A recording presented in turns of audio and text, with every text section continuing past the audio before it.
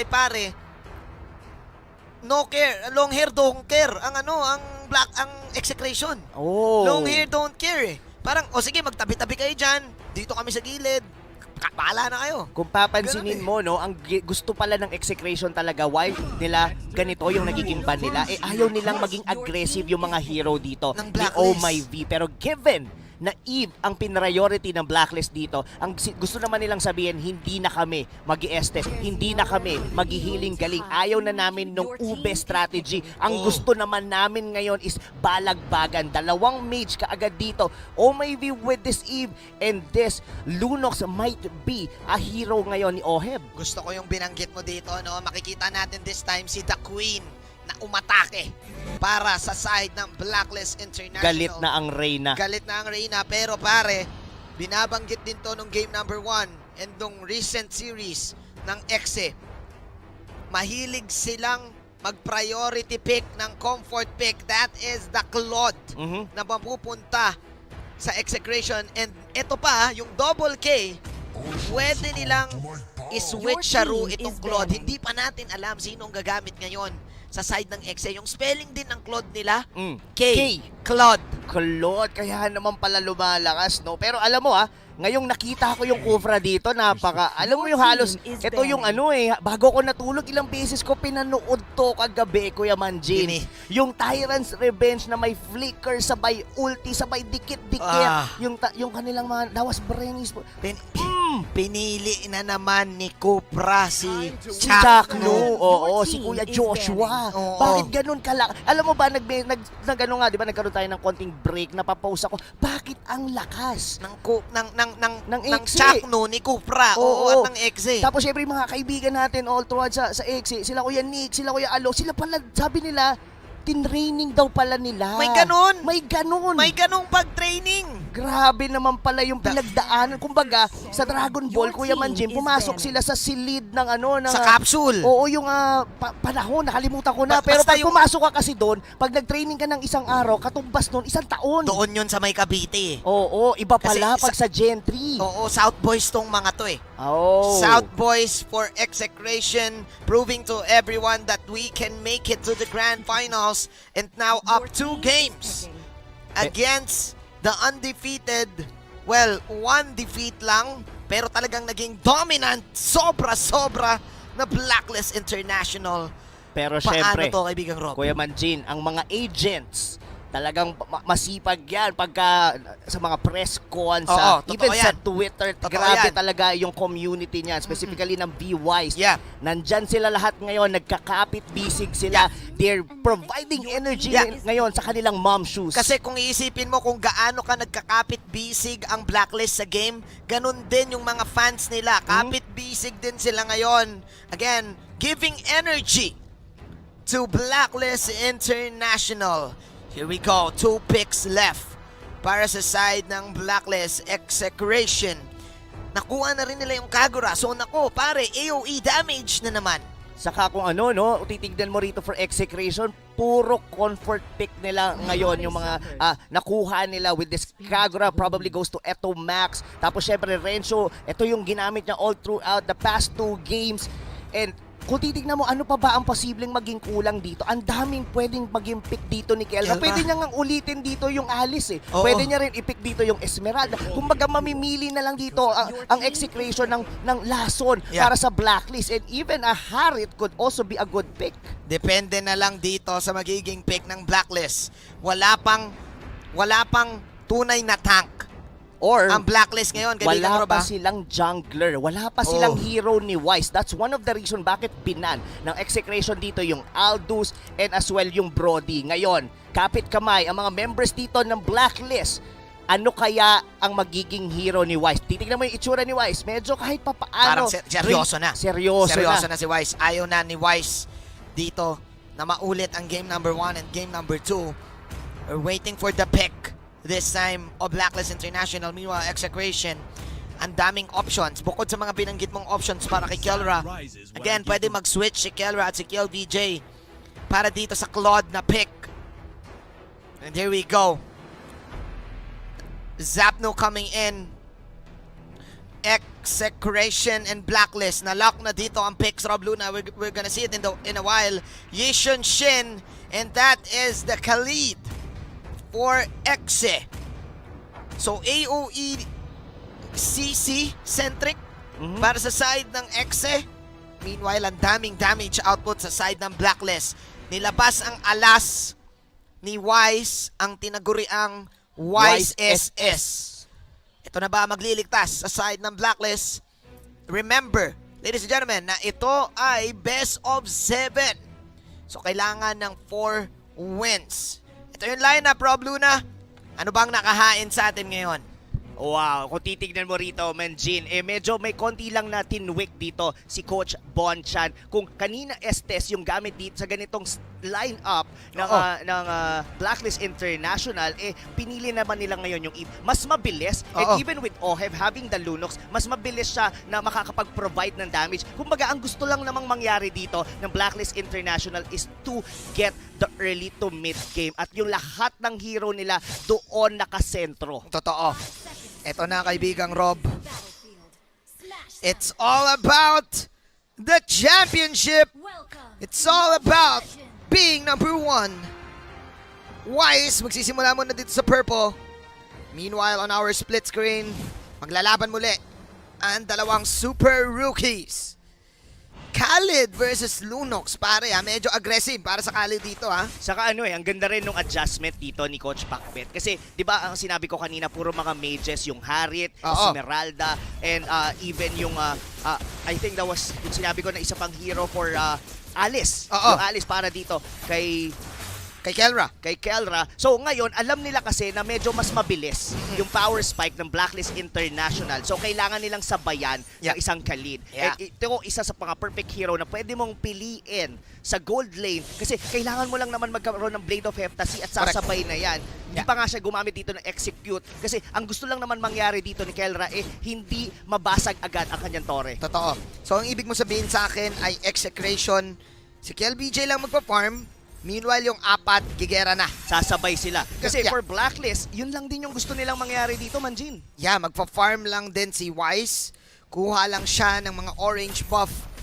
Si Edward naka-execute din. So talagang ready to attack this time ang Blacklist. And syempre si Venus, nandun na siya sa kanyang mga signature mages na alam mo naman kapag binigyan mo siya ng mga long range damage outputs, may mga potential carry moments, of course. Si Venus, ilang beses natin nakita. Saka hindi na masyadong magiging passive yung dalawang support dito ng Blacklist International. Pwede na nilang iwan. Kasi kung papansinin mo sa Game 1, halos similar yung draft ng Blacklist, kailangan nilang gumalaw as 3. Wherein ang ginagawa ng execution is hindi sila nagre-react kung saan nagpo-push ang Blacklist International. Ngayon, pwede na lang iwan si Wise habang nanghaharas sila Eson and si Oh My V. Okay. Speaking of haras na itong Turtle. Nabanggit natin na nung Game 1 at Game 2, laging Blacklist na nakakuha ng unang Turtle. Magandang simula para kay Wise at level 5. Kay OVJ ay level 4 pa lang. So anong advantage ang pwedeng gawin this time ng Blacklist? Well, it's given na mas mabilis talaga na makakapag-farm ang isang YSS against sa Claude. In terms of power spike, mas lamang talaga ang YSS. Pero, in terms of power spike nga, kailangan din, parang sabihin na natin, Blacklist International is in a little bit of ticking time bomb. Correct. Kasi kailangan nilang ma-utilize yung early game on their advantage or else, baka maulit na naman kung ano yung nangyari nung Game 1. Totoo, no? Parang ngayon pa lang, pwede na silang umatake, level 6 on Wise. Pero alam mo Rob, alam din nila to kasi look at this. Binabantayan ngayon si Oheb para magkaroon at least ng konting advantage. Buo na ang kanyang Clock of Destiny at 3 minutes. Maaga-aga para dito kay Oheb. Napakaganda. Meanwhile, ito na yung sinasabi natin pag-atake. Void Crystals coming in.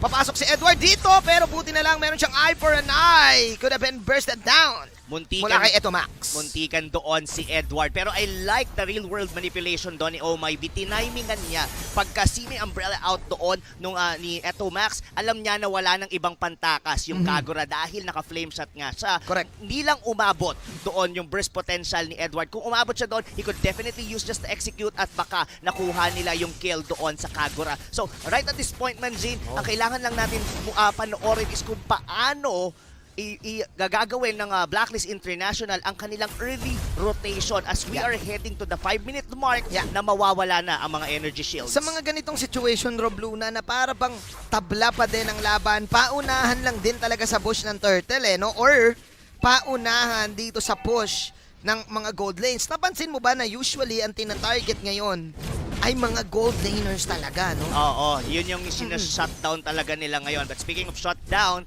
Blacklist International, they're just simply doing their job on the early game. Correct. Another turtle secured. Kung papansinin mo, no, ganito talaga ang playstyle ng Blacklist. Mahilig talaga silang sumabay sa mga turtles. Talagang kung sasabayan mo yon, kailangan manalo ka. Pero for execution, hindi namin kailangang sumabay. Yeah. Kailangan lang namin na hindi kami ma-pick off. Kailangan lang namin bigyan ng emphasis dito yung ating jungler na si KelVJ. Yeah. Makuha niya yung kanyang item, makapag-farm and provide damage on the late game. And may vision din kasi ang side ng Blacklist International dito because of the Mountain Shocker. Kaya mauuna sila. This time, Exe ang nag-aabang, no? Bihira natin makita si Chaknu na nag-aabang ng initiation. Usually, yan yung nangunguna eh. Yes. Usually, yan yung first strike ng kanyang kamandag. Pero again, they're respecting the capabilities, the burst output of Blacklist International. Alam din kasi ni Chakno na hindi pa ready yung kanyang mga damage dealer. So, ang ginagawa niya lang is just going into the bushes na makakapag-provide nga ng vision to their to KelVJ, even with Kelra. And from there, hayaan lang nila mag-farm. Kumbaga, it's all about Blacklist eh. Sila ang magsiset talaga ng tempo dito. And knowing Blacklist, isi-secure lang nila muna yung mga turtles dito to the point na makakuha sila ng pick-off and from there, makakabasag sila ng Torre. Pero ang X-Factor for the side of Exe, si Renzo, dun sa baba, talagang hindi siya talaga nakokontis. Uma-advance. Rob Luna, parang kumakampi na nga siya sa Blacklist International dito. Ginawa niya ng bahay itong gitna ng second and first turret. Sabi ni Edward, ako din. Kaya ko rin gawin yan. So, tama ka, no? Stay lane. Static lane for Renzo dito. Kaya nawi-withstand ng Exe yung mga potential gank na gusto sanang gawin ng Blacklist International. Exactly. Pero ang magiging sagot lang, sabihin na natin dito yung dalawang side lane natin, si Edward pati si Renzo, talagang magkakat lang sila ng lane. So parang 4v4 nga yung ating match-up dito. And for Blacklist, kailangan lang nila kunin yung mga objective against execution. Kung papansinin mo sa mapa, talagang wapa kills. Wapa dito kills. ang mga members ng Exe dahil alam nila na kahit pa na makalamang kayo sa early, as long as hindi kami napipick off, sasabay kami. Katulad niyan, what a pick off kay Eson. Speaking of pick off, Kelra getting the first blood. So may onting bawi ang Exe. Even though nakuha ng Blacklist ang Turtle, this time, ni-scout ng Blacklist ang mga heroes na pwede mag-invade sa kanila dito sa bottom jungle part. Wise will secure the orange buff. 7 minutes na, Rob Luna, wala pang nagkakapusyan ng towers. Ganito ka-intense yung dance-off na nakikita natin. Yung rotations nakikita natin sa buong mapa. Both of the teams are definitely respecting one another. Pero to raid, or rather nakabawi naman ng kill ang Blacklist International kay Etomax on the mid lane with the help of Oh My V. So ngayon, papansinin mo rito, susubukan na ng Blacklist na makabasag ng Torre. Okay. Nice pick off mula sa Blacklist International. Kanina pa nila hinahanap yon. Meanwhile, inuubos lang muna ni Edward yung mga mini glue in the bottom side. May rotation coming in from Wise. Sabi ni Wise, tara na, magbasag na tayo. And wala na atang magagawa si Renzo. There you go. Easy tower. The first tower para sa laban na to.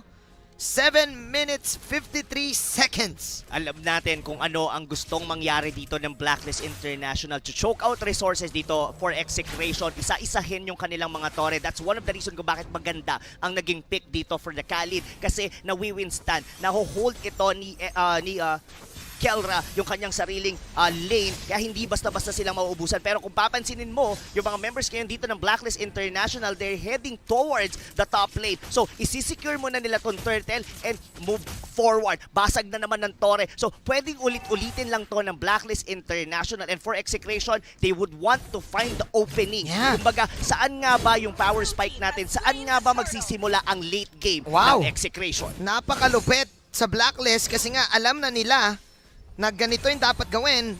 And Rob Luna, may napansin lang ako pero Ano yun? in a while dahil magkakaroon ng laban. Edward trying to escape. Hindi na siya mahuhuli. But oh my Venus, with the brute force breastplate, secondary item. Gusto niyang tayuan dito ang mga members ng Execration pagka ginamit niya ang kanyang real world manipulation. Kumbaga, kung ako ang fino-focus nyo sa team fight, come on, ako ang unahin nyo. Fight me. Fight me. Fight me, sabi ni Ma'am Shu. Kasi kung iisipin mo, kapag nag-real world manipulation ka, may shield ka, may extra armor ka pa na ibibigay sa'yo ng brute force. So, ibig sabihin, kung pumasok si KLVJ, handa si Ma'am Shoes na saluin lahat ng physical attack. Saka mahihirapan din na mag-mobilize yung mga members ng Execration sa loob ng real world manipulation. Specifically, pag pumasok sila doon, o kung naging aggressive sila sa loob. Kasi magiging parang magsa-slice and dice lang doon si Edward. Tapos pwedeng makahanap ng magandang initiation doon si Oheb. Kung papansinin nyo, no, hindi masyadong aggressive ang players ngayon ng Blacklist International. Kumbaga, ang gusto nila dito is just to get the turrets, or kung sinabayan sila ng Execration, one big team fight and probably get KLVJ kasi alam natin kung ano ang gagawin ng Claude. Wow. Lilikuran sila dito ng Blazing Duet at ready. Ang tanong ba doon, ready ba ang Blacklist? Mukhang naka-ready sila, kaibigang Rob. Mukhang hinanda ng Blacklist ang armor nila dito sa mga entries na pwedeng gawin ng Exe. Men, 10 minutes na tayo. At dalawa pa lang ang nawawala or namamatay in both teams. And ganito ka ganito ka mechanic. O sabihin na natin fundamental.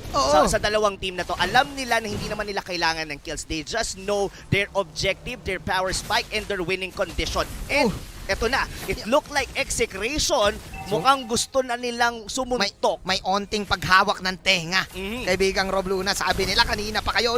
Alam mo men, all throughout MPL, ever since Season 1, kilala natin ang Execration bilang agresibong team eh. Kilala natin sila bilang, tara, laban, ganun, tara, gera. Pero kakaibang disiplina ang nakikita natin with Execration. Kung hindi kayo sasabay, kukunin lang din namin, magpa-farm lang din kami, mas lamang kami sa hero namin sa late game. For Blacklist International, dito sila nagiging magaling sa mga late game decision making. Kumbaga, naghahanap lang sila ng magandang opening para makakuha ng pick-off. Again, Exe, halos parehas ang ginagawa ng both teams. Ganito din yung nangyayari nung minute 1 hanggang minute 5. Hindi pa tapos yung laning stage. Sanay. May tatlo sa gitna, may dalawa na nagka-cut. May nagpa-farm dun sa top lane. Pero mukhang gusto nang pansinin dito ng Blacklist sa may bottom lane si Renzo. Alright. Nagamit niya ang kanyang ult. Hindi talaga, Kuya Rob Luna. Walang mag-give in, kaibigang Rob. Walang magpapahuli, kumbaga. Pero kasi, Kuya Manjigo, iisipin mo yung mga huling naging laban ng Execration. Sa kanila nga ang record ng pinakamatagal na laro ngayong Season 7. Kahit apaabutin mo pa to ng 1 oras. Pumapabor, no? Parang kumbaga, kung iisipin mo itong laban na to, laban ng Torpe at saka ng kumbaga hindi ko na alam yung tawag pero dahil naglaban naipit yata doon si Chakno. What a perfect real-world manipulation coming from Oh My V. It's a perfect opportunity din, Manjin, para kunin ngayon ng Blacklist ang Lord. May onting sagot ang Blacklist dito. And now, alam ng Exe, wala nang ambahan, wala nang hawakan ng tenga this time. Dahil Lord na nakataya. Pero still, since na wala si Chakno, babalik na naman tayo, kaibigang Rob. Sa chillax lang muna. Ambahan lang muna. Parang walang ganap kaibigang Rob Kumbaga, uulitin ko, parang labanan ng Torpe at pakipot to Oo, parang ganun Kung sino ang mauuna. Pero speaking of mauna, it look like Blacklist. Talagang tutuluyan na nila ayaw na nila ng Lord Dance. Kumbaga, kung ang Execration gusto nilang sumabay na kayo. Pero at this point, Blacklist International, they're getting ahead on Game 3. Yeah, tama yung binabanggit mo na Execration, yung record nila dito ng mga late game, lamang sila pag in terms of stats ng damage output. Kasi nga, Claude to Pero sabi ng Blacklist, wag na nating hayaan na maging confident sila kasi may damage ang Blacklist, pare. This is Yishun Shin, Lunox, Benedetta at Eve. 4 heroes sa kanila ang kayang sumabay pagdating sa burst. So ngayon, Exe, alam nila, wala na yung mga healing dyan. Hindi na tayo pwedeng sumugod. Blacklist this time. Pasok ang Lord doon sa top lane. Nako, kaya bang depensahan to dahil buhay na buhay pa ang Lord ng Blacklist. Naglabas ng Diamond Real World Manipulation dito si Venus. Meanwhile, si Edo Max Kilate ang buhay. Ito na ang unang amba. Edward right now popping the eye for an eye. No one will die as execration. Hindi man nila madedepensahan yung Torre, pero napatumba naman nila ang Lord. Blacklist magre-reset. Kukuha pa ng mga ibang Torre. Ito na ba ang clean up, kaibigang Rob? Pwede nang i-rinse and repeat lang to ng Blacklist. But Edward, gusto nyo pang i-clear yung minion wave sa may bottom lane and full disengage for Blacklist International. Alam nila na nagawa na nila ang trabaho nila. Na-secure nila yung Lord, nabasag yung base turret sa taas, and it looks like execration. Oh, no. Gusto nila may mangyari dito, Manjin. Oh no, nakita nila na wala na yung Holy Baptism. Napagamit na ng Brilliance dito si OF Sandstorm mula kay Kelra. Pero yung burst dito ng Lunox, mawawala ang Kagura. Dalawa na ang wala sa side ng execration. Pasok dito si Edward with a triple kill. At si Renjo tumatakbo. Blacklist International. Apat sa kanila ang buhay. At sa tinagal-tagal ng prosesyon, sila ang makakakuha ng game number 3. Break the code para sa game na to, 2-1. Wow, what a perfect counter-engage na manggagaling from Blacklist International.